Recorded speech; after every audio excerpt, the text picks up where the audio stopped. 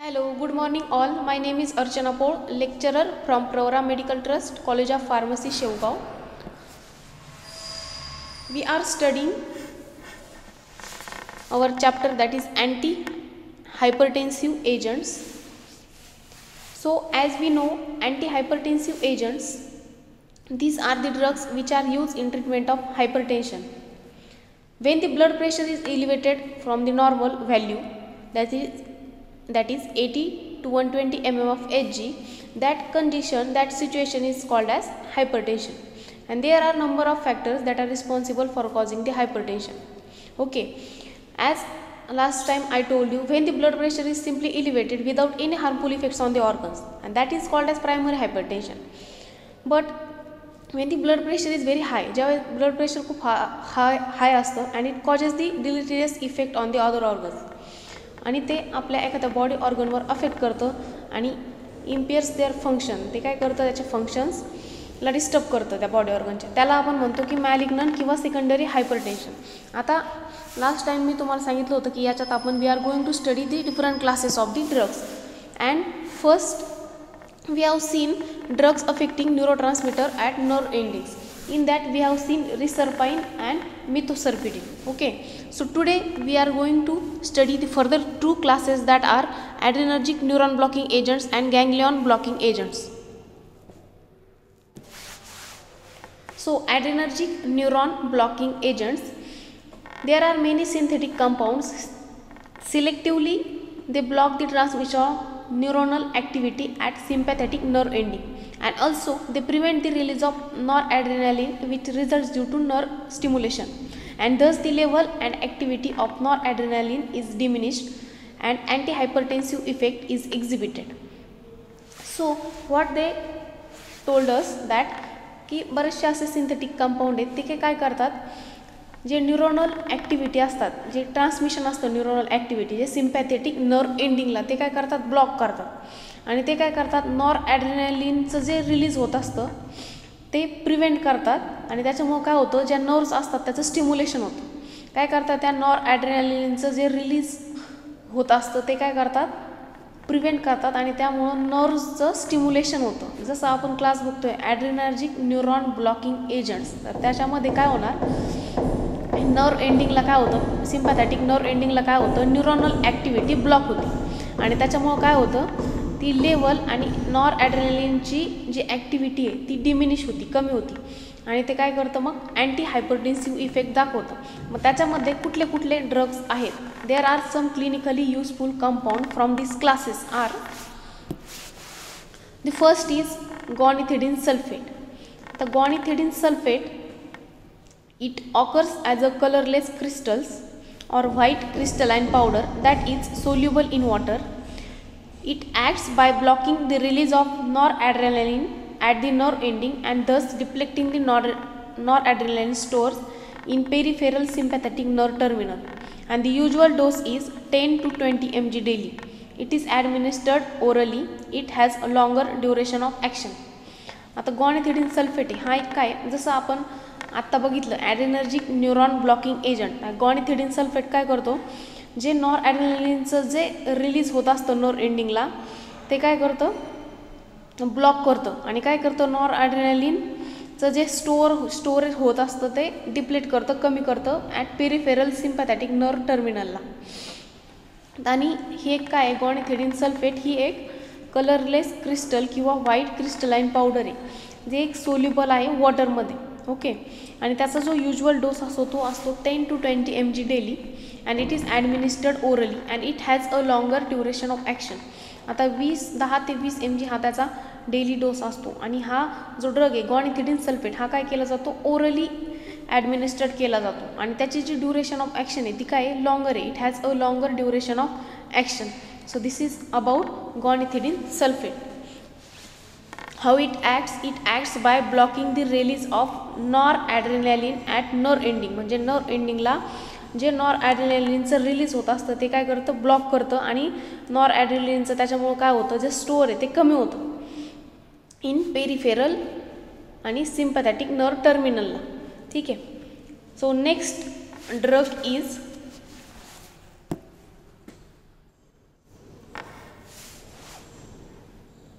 bethadine sulfate. So this bethadine sulfate, it is a white powder that is freely soluble in water but less soluble in alcohol, and practically it is insoluble in ether. It is used in the form of tablets. It is an adrenergic blocking agent and its mechanism of action is similar to gonithidine.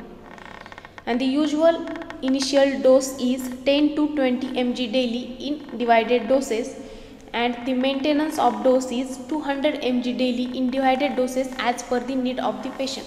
आता bethadine sulfate हे काय सांगितलं आहे त्यांनी, ही एक white कलरची powder आहे की जी फ्रीली सोल्युबल आहे वॉटरमध्ये आणि कमी सोल्युबल आहे, लेस सोल्युबल आहे अल्कोहोलमध्ये, आणि प्रॅक्टिकली ती इथरमध्ये इनसोल्युबल आहे. ठीक आहे. आता it is use in the form of tablet. ते टॅबलेटच्या फॉर्ममध्ये हा जो ड्रग आहे bethadine sulfate, ही जी टॅबलेट आहे यूज केली जाते. It is an adrenergic blocking agent. हा काय एक ॲड्रेनर्जिक ब्लॉकिंग एजंट आहे आणि त्याचं जे मेकॅनिझम ऑफ ॲक्शन जी आहे ती गॉनिथिडीनच्या सिमिलर आहे. आणि हा जो ड्रग आहे bethadine sulfate, याचा जो इनिशियल डोस असतो तो असतो 10 to 20 mg डेली. 10 ते 20 mg इथपर्यंत त्याचा डोस असतो. तो काय असतो, डिवायडेड डोस असतो. आणि त्याचा जो मेंटेनन्स डोस असतो तो असतो 200 mg daily in divided dose as per the need of the patient. म्हणजे हा त्याचा मेंटेनन्स डोस झाला जो पुढं काही दिवसांसाठी कंटिन्यू केला जातो, जशी पेशंटला गरज असेल तसा. तो असतो 20 mg डेली. तर हे झालं bethadine sulfate. जो थर्ड क्लास आहे, the third class that is ganglion blocking agents. So as the name indicates, ganglion blocking agents, these are the drugs or compounds that block or prevent the impulses through the autonomic ganglia are called as ganglion blocking agents. आता हे जे drugs आहेत, हे जे compound आहेत, हे काय करतात, ते जे इम्पल्सेस असतात, जे पल्सेस असतात, जे ॲटोनॉमिक गँग्लियाला, ते काय करतात, ते प्रिव्हेंट करतात किंवा त्याला ब्लॉक करतात. म्हणून त्यांना म्हणतात गँग्लियॉनिक ब्लॉकिंग एजंट्स. आणि त्याचं जे ट्रान्समिशन होत असतं, ते transmission of impulses across the ganglionic synapse, it's mediated by acetylcholine. ते कोण मेडिएट करत असतं, ॲसिटिलकोलिन करत असतं. And by other neurotransmitters. And the compounds by blocking the electrical events in ganglia show both sympathetic and parasympathetic antagonist activity. आता हे जे compounds आहेत हे काय करतात, जो इलेक्ट्रिकल इव्हेंट्स असतो तो काय करतात, ब्लॉक करतात. आणि गँग्लियामध्ये जो इलेक्ट्रिकल इव्हेंट्स होत असतात त्यांना हे कंपाऊंड्स काय करतात, ब्लॉक करतात आणि काय दाखवतात, सिम्पॅथॅटिक आणि पॅरासिम्पॅथॅटिक अँटॅगॉनिस्ट ॲक्टिव्हिटी दाखवतात. आता त्याचे थेरपॅटिक यूजेस काय, तर ते कशासाठी यूज केलं जातं, जे सिव्हिअर हायपरटेन्शन असतं त्यांना कंट्रोल करण्यासाठी हे गँग्लियॉन ब्लॉकिंग एजंट्स हे यूज केले जातात. तसेच जे व्हॅस्क्युलर डिसऑर्डर आहेत, पेरिफेरल व्हॅस्क्युलर डिसऑर्डर, त्याच्या ट्रीटमेंटमध्ये हे ड्रग यूज केले जातात. आणि अजून असे काही कंपाऊंड्स आहेत की जे या क्लासमध्ये येतात, that is anti hypertensive drugs. त्याच्यामध्ये त्यांनी 2 ड्रग्स सांगितले, पेंटोलियम टार्ट्रेट आणि मेकॅमायलामाइन हायड्रोक्लोराइड. तर first is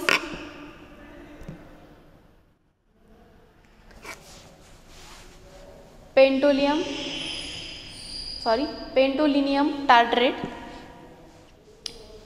The properties and uses of this pentolinium tartrate are, it is an almost white solid. हे एक व्हाईट सॉलिड कलरची पावडर आहे की जी फ्रीली सोल्युबल आहे वॉटरमध्ये आणि स्पॅरिंगली सोल्युबल आहे अल्कोहोलमध्ये आणि इनसोल्युबल आहे क्लोरोफॉर्ममध्ये आणि इथरमध्ये. It is use in the form of injections only as it show and erratic absorption when given orally. आता हा जो ड्रग आहे,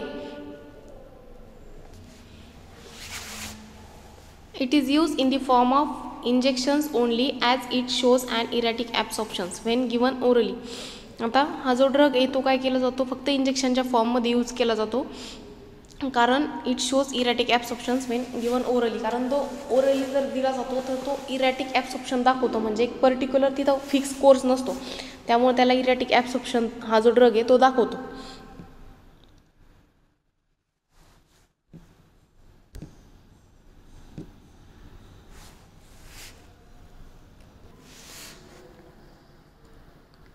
Then the petroleum tartrates, its aqueous solutions are acidic in nature and are sterilized by autoclaving. The drug belongs to the category of ganglion blocking agents. It interferes with the transmission of impulses at the ganglions. Since it blocks the sympathetic, it produces peripheral vasodilation and thereby reduces the blood pressure. Because of the parasympathetic blockade, it produces side effect and hence it is not used much nowadays. The usual dose is 1 mg initially and then it is increased as for the need of the patient. So हा जो drug आहे त्याचे जे aqueous solutions असतात ते acidic नेचरमध्ये असतात आणि त्यांचं स्टरलायझेशन केलं जातं. ते ॲटोक्लेविंग ही मेथड यूज करून त्याचं स्टरलायझेशन केलं जातं. आणि हा जो ड्रग आहे हा गँग्लियॉन ब्लॉकिंग एजंट्स ह्याच कॅटेगरीमध्ये आपण बघतोय. तर ह्या कॅटेगरीमधून बिलॉंग्स करतो. It interferes with the transmission of impulses at the ganglions. काय करतो, जे इम्पल्सेस असतात त्यांचं ट्रान्समिशन होत असतं त्याच्यामध्ये हा जो ड्रग आहे तो इंटरफिअर करतो. कुठे इंटरफिअर करतो, ॲट दी गँग्लियॉन्स. आणि तो काय करतो, जे सिम्पॅथॅटिक जे रिस्पॉन्स असतात ते काय करतो, तो ब्लॉक करतो आणि पेरिफेरल व्हॅसोडायलेशन प्रोड्यूस करतो आणि त्याच्यामुळं काय करतो, तो ब्लड प्रेशर रिड्यूस करतो. Because of the parasympathetic blockade it produces side effects.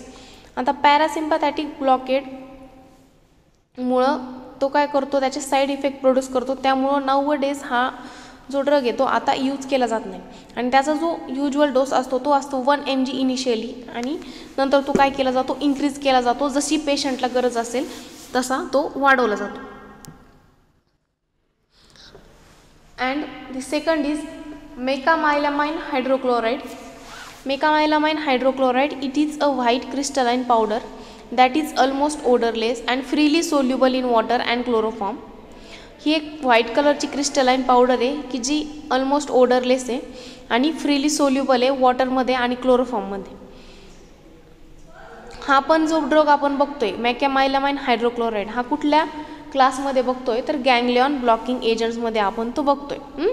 It belongs to the category of ganglionic blocking agents but differs from other ganglion blocking agents in the respect that it is not quaternary ammonium compound. पण हा जो drug आहे तो काय आहे, other गँग्लियॉन blocking agents पेक्षा थोडा वेगळा आहे कारण तो क्वाटर्नरी अमोनियम कंपाउंड नाही आहे. It is well absorbed when administered orally in the form of tablets. So when this drug is taken orally, it is well absorbed and it has a number of side effects like nausea, vomiting, constipation.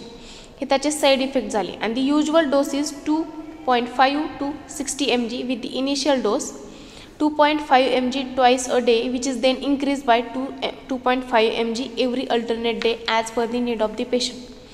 आता ह्या ड्रगचे काही side effects आहेत. काय काय आहेत, नॉझिया होत असेल, may be vomiting असेल, कॉन्स्टिपेशन असेल आणि त्याचा जो युज्युअल डोस असतो तो असतो 2.5 mg टू 60 mg पर्यंत एवढा त्याचा इनिशियल डोस असतो. एवढा त्याचा युज्युअल डोस असतो. मग ते इनिशियल डोस असतो 2.5 mg, तो दिवसातून 2 वेळा दिला जातो. त्यानंतर तो इन्क्रीज केला जातो 2.5 mgने एव्हरी अल्टरनेट डे. जशी पेशंटला गरज असेल तसा डोस इन्क्रीज केला जातो. तर हे आपण बघितलं आज ganglion blocking agents. Okay, so today we have seen the two classes that are adrenergic blocking neuron blocking agents. In that we have seen guanethidine sulfate and bethadine sulfate and ganglion blocking agents. In that we have seen pentolinium tartrate and mecamylamine hydrochloride. So the further classes we will discuss in next lecture. So thank you.